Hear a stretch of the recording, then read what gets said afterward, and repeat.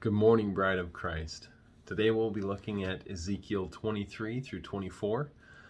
There's a lot of symbolism in these two chapters, and first in chapter 23 we see two sisters.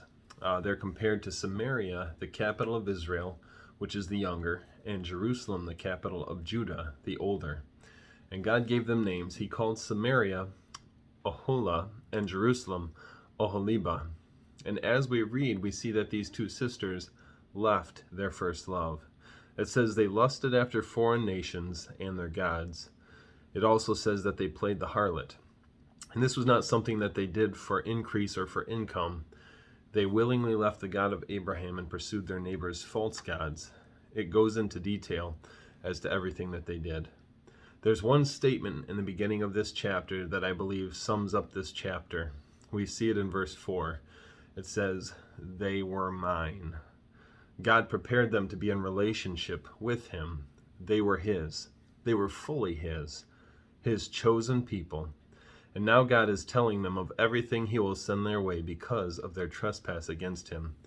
And that's located in verses 46 through 49.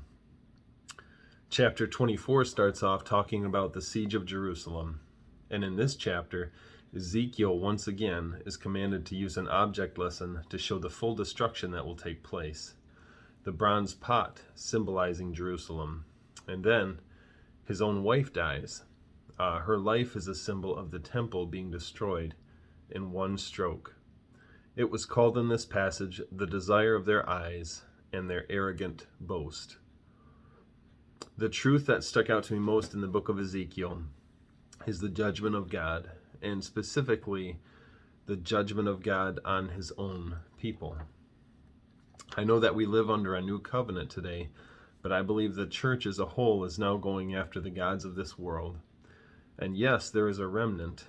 And going back a few chapters to where God spoke to Ezekiel about three men specifically who would be part of that remnant, it's in chapter 14, verse 14. It says, "Even if these three men, Noah, Daniel, and Job, were in it, they would deliver only themselves by their righteousness, says the Lord God."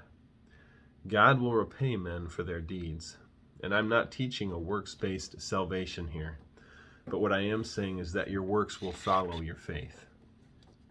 God's chosen people did not listen. They did not heed the repeated warnings sent to them by different prophets. And so God's chosen people were given over into the hand of the enemy. And I know that there are some prophetic passages coming up in reference to Christ and the hope that he brings. But let's not be too quick to jump over this truth, that God is love, but he is also a righteous judge. And the same God who sent Jesus Christ to pay the price on our behalf, is the same God if you or I choose to follow the dictates of our own heart rather than knowing him, will give us over.